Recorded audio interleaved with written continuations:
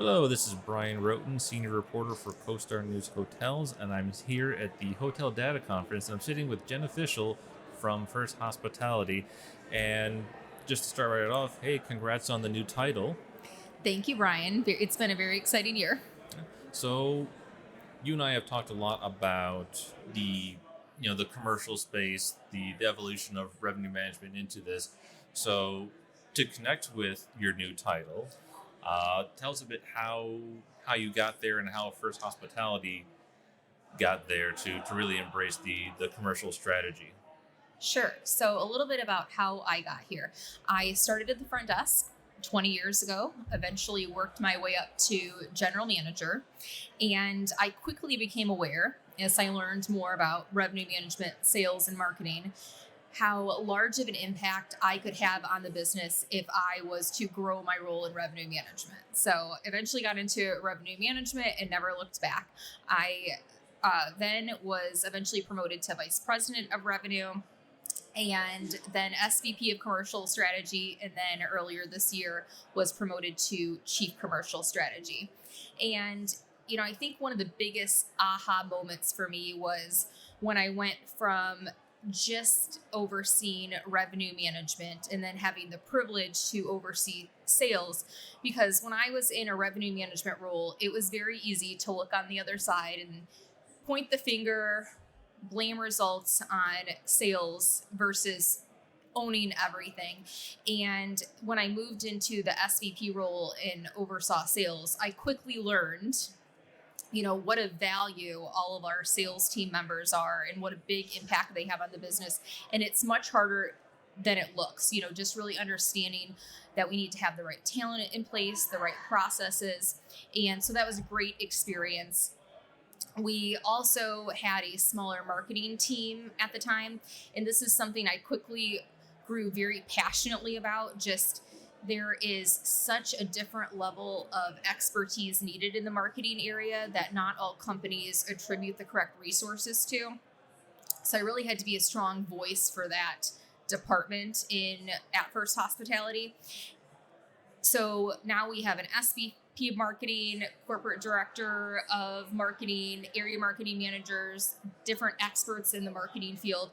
And that's really had a huge impact on the results at our properties. So earlier this year, again, I mentioned I was promoted, and more than anything, just to talk about what it means to me is, there's a lot of sweat equity, put into everything at First Hospitality through the years, but it just means so much to me that leadership at First Hospitality really understands the value of what all of our teams put in and what an impact it has on overall profitability at the properties. And I was the first chief leader at First that was a female. Mhm. So it's really important to me that all of the females at First Hospitality really can see how far they can continue, through First Hospitality to grow their career. And to a point you were making before about all these other executives now who fit into the commercial strategy. As your role evolved and as the commercial strategy approach really came to be, what does that team cohesion look like? Because as you were saying before, things were siloed. So how does it look? How does it feel bringing all of those disciplines together? You were all on the same team before, but it's so much more now on the same team. It is. And it is absolutely a friendship.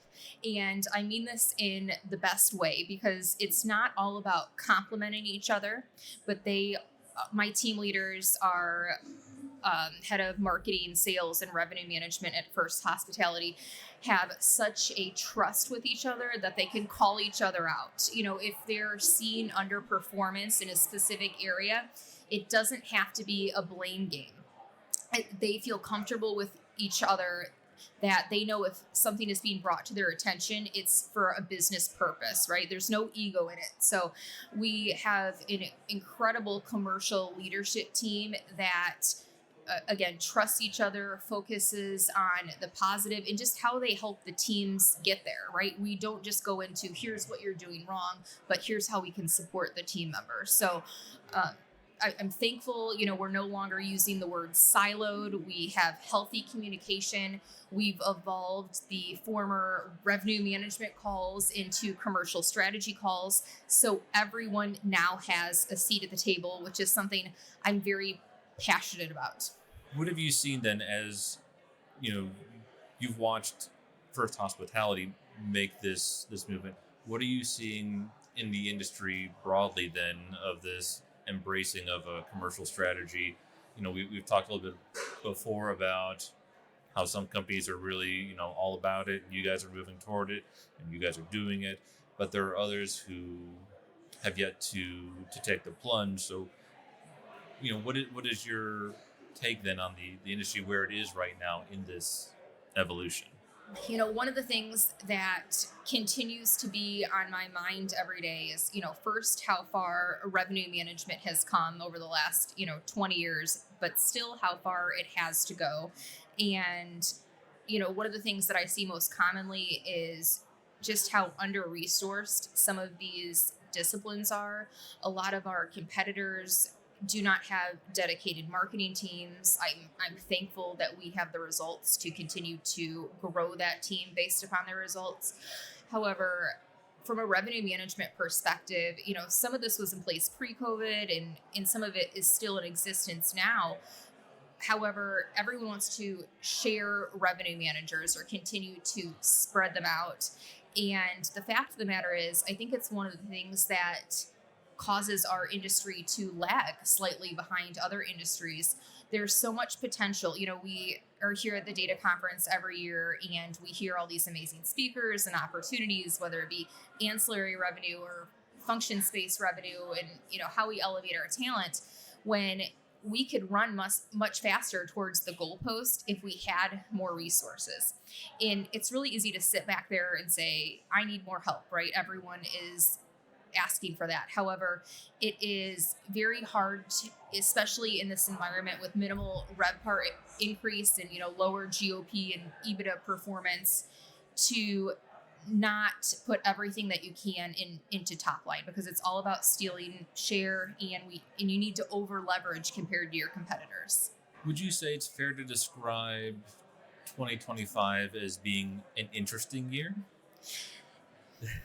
Yes, it's been a very interesting year. One thing we were very mindful of at First Hospitality is making sure that we had achievable budgets for 2025. It's important to us to achieve the budgets, that we put forward to ownership. And, we learned probably the first quarter of this year that things were not going to be as we expected, when we did the budgets end of last year. So there's been a lot of news headlines, and you would see the stock market or different things be very volatile and move up and down. And we quickly learned within a matter of weeks, there's no reason to react to this. We are only going to look at what the data is telling us. And when bookings change, consumer behavior changes, at that point, we will make adjustments if needed. So sticking to the data and not necessarily the news headlines has been really positive for us. So that's worked for you, because in listening to a lot of other attendees talking about what's going on, I'm hearing a lot. There's the visibility is low, and it's inconsistent, and it's not the same thing across the board. So how are you able to parse the data that's coming in and figure out the right course of action? One thing we've done to try to put an insurance policy in place for us for the rest of the years is how I look at it, is not just look at what the current booking window is, but how do we influence the booking window and get more bookings, further out. So, and that starts with marketing, so how are we building awareness, possibly promoting or packaging things different further out. So if the short-term behaviors change, we already have more bookings on the books than our competitors do. So, and that's played out very well for us as things have slightly decreased in recent months. So, are there any particular trends that have been a major cause of concern for you? We're hearing, there's the ongoing bifurcation of demand between the chain scale segments. Government travel is down, and that can affect certain markets more than others. Business travel still isn't quite where everyone would like to be. Group really depends on what market you're in, and maybe they're coming back next year, but this year just wasn't your year. So what are you seeing with the different demand segments? Sure. So the biggest variance for us year over year has definitely been our retail contribution. This has slid off very significantly, and we attribute this mainly to leisure travel changes. We have seen decent success in BT. That's actually been a little bit better than I thought it was going to be at this time a year ago. That's great. Groups started off strong throughout the year, and like other people have commented throughout the conference, we're still seeing the lead volume. However, it is sitting there and the business is not closing. So we're really working creatively to think out of the box. How do we get some of these decision makers to turn these groups definite, and then of course looking at other segments to compensate for what we're not seeing in retail pickup. So, with First Hospitality, you guys have a couple of different hats. You have, the management side. You also have the ownership side. So, I've heard from a lot of operators that trying to explain what's going on with performance at their properties, and owners, they want answers and they want numbers to be where they want them. So how's that working for you, where you have both of these sides within the same company? Sure. So first of all, regardless if we have any ownership stake in a property or if it's all third party management, we look at them the same. The teams are incentivized the same. So from a commercial perspective, commercial or operations, there is no difference. We need every single asset to outperform the competitive set. And our owners or asset managers, in some cases, are receiving similar information to us, sometimes different. And I think one thing that is very apparent is we just need to be honest with what we're seeing. Let's also communicate risk. We don't want owners or asset managers to be surprised at what we see, coming down the chute. And we need to communicate there may be risks to forecast or budget performance. And most importantly, here's what we're doing about it. We want them to know that they're in the best hands. We are being very proactive. We're looking at it, and we're going to come out ahead of our competitors.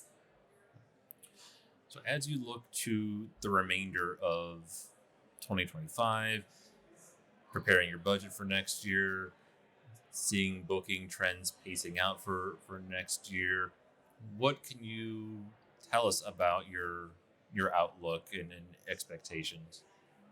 Sure. So we are seeing some pullback in bookings for Q3. However, Q4 is looking more promising.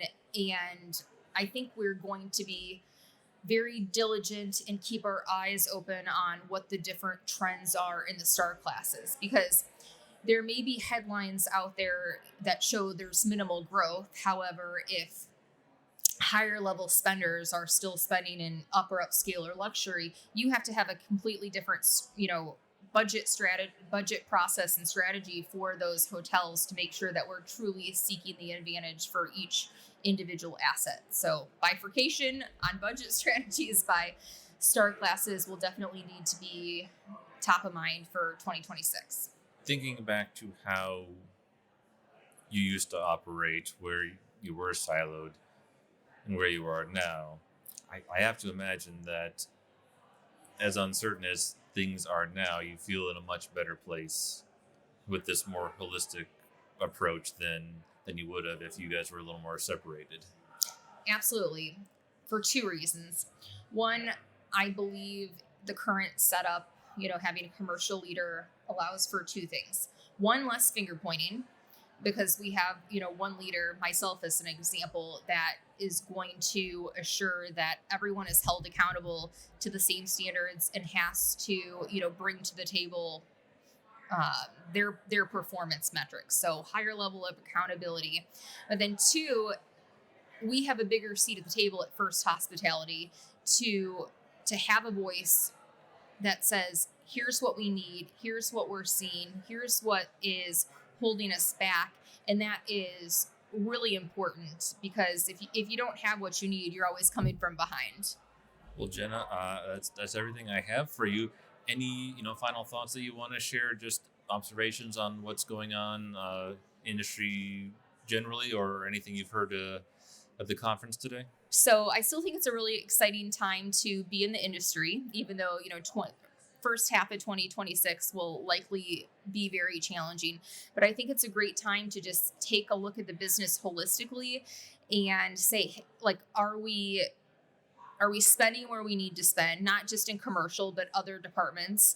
That is going to allow us an opportunity when things start to rebound, later in 2026 or 2027, to come out stronger than we ever were before. Thank you very much. I always enjoy getting a chance to talk with you, and I'm really glad you could join us today. And thank all of you for listening, and stick with us for further coverage.